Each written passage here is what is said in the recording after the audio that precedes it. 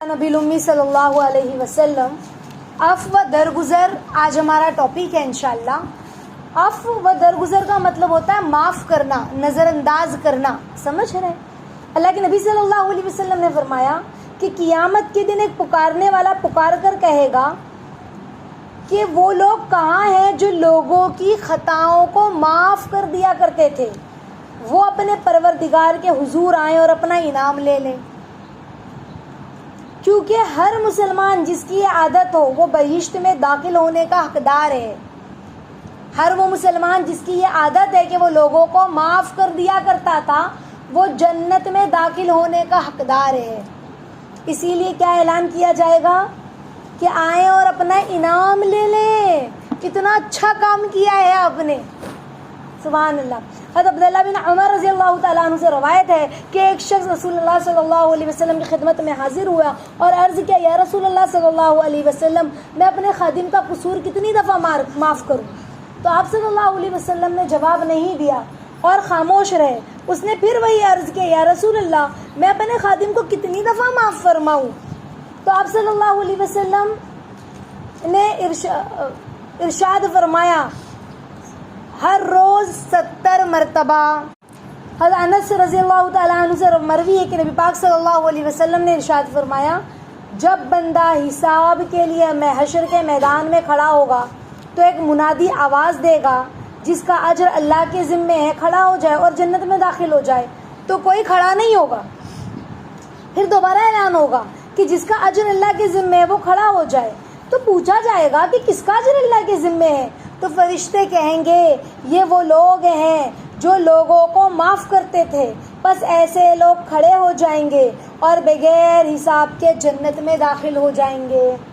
حضرت انس رضی اللہ تعالیٰ عنہ کی روایت میں ہے کہ آپ صلی اللہ علیہ وسلم نے ارشاد فرمایا، میں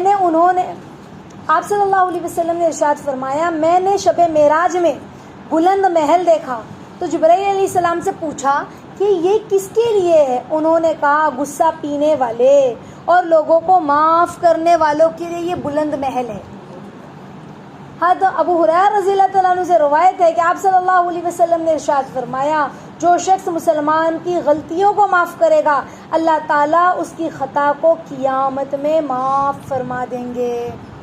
جو مسلمانوں کی غلطیوں کو معاف کرے گا اللہ تعالیٰ اس کی غلطیوں کو قیامت کے دن معاف فرمائیں گے۔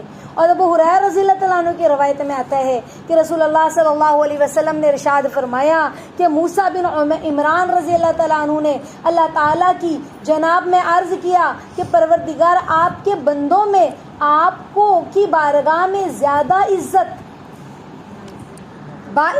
آپ کی بارگاہ میں، آپ کے بندوں میں آپ کی بارگاہ میں زیادہ باعزت کون ہے نا؟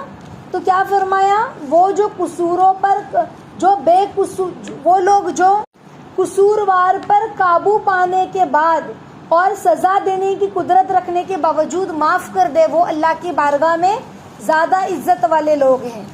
اب دیکھیں کتنی خوبصورت حدیثیں پیچھے گزری عفو درگزر کے تعلق سے کہ اللہ کے نبی اللہ رب العزت کے نزدیک معاف کرنے والا کتنا اللہ کو پسند ہے، کیونکہ معاف کرنا یہ بہت بڑی کیا بولتے نیکی ہے، بہت بڑا دل ہونا چاہیے اس کے لیے معاف کرنے کے لیے۔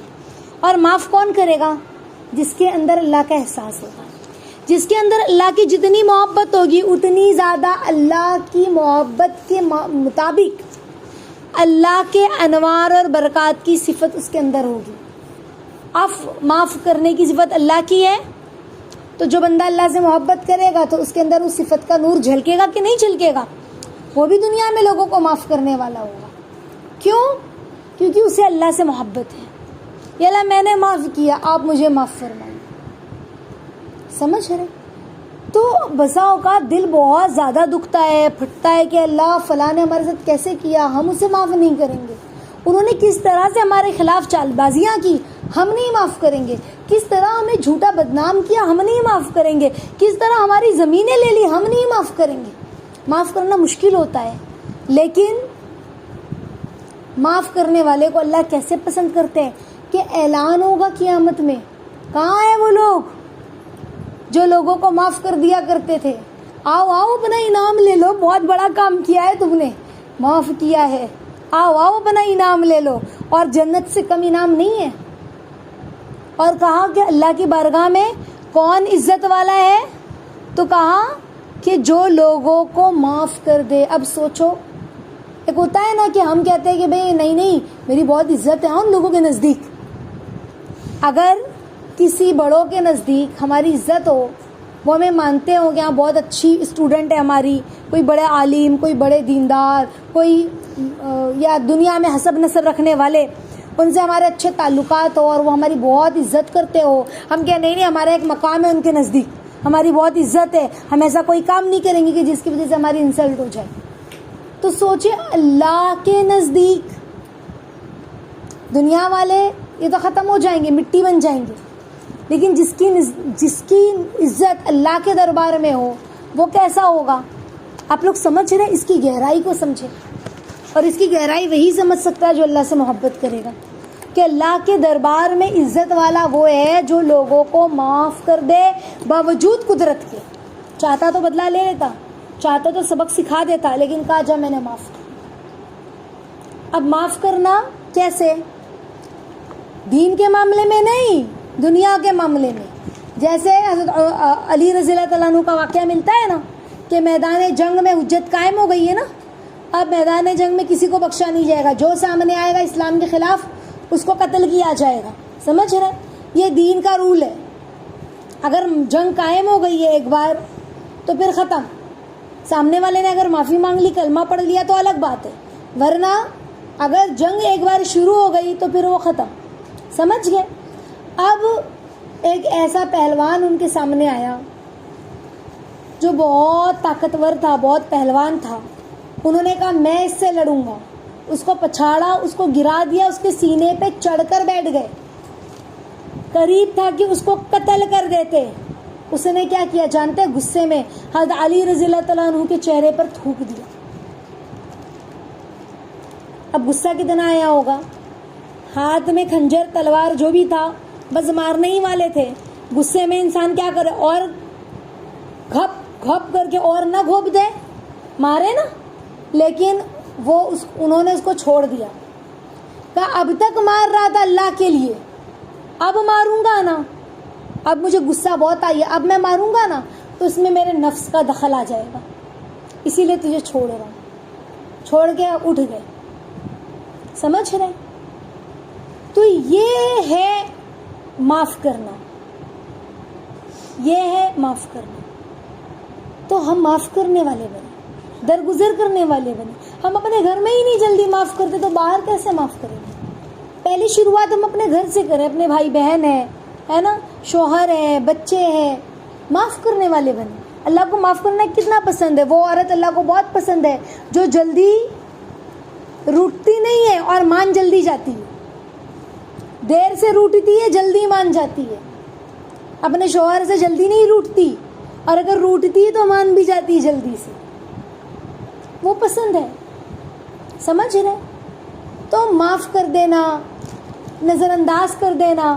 شادی شدہ جو ہے وہ اپنے بچوں کو معاف کر دے، چھوٹی چھوٹی غلطیوں پر مارنے لگے. شوہر نے کچھ کہا، بچوں کو مار رہے.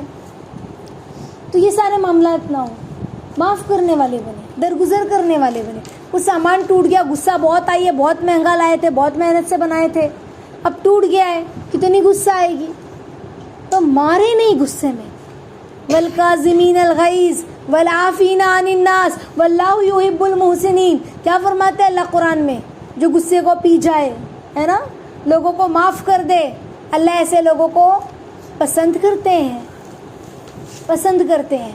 تو عفو درگزر یعنی معاف کر دینا. بہت کچھ ہوا ہوگا کہ بہت سارے لوگ کہتے ہیں آپ بتاؤ کیسے معاف کروں، میری ساس نے میرے ساتھ یہ کیا. اب آپ بتاؤ میں کیسے معاف کروں، میری نندوں نے میرے ساتھ یہ معاملہ کیا. اب آپ بتاؤ کیسے معاف کروں. معاف کیا جا سکتا ہے؟ بالکل معاف کرنا بہت مشکل ہے، اسی لیے تو اتنا بڑا ثواب ہے نا. معاف کرنا جو کام مشکل ہوگا، جتنا مشکل ہوگا اس کا انعام بھی تو اتنا بڑا ہوگا نا.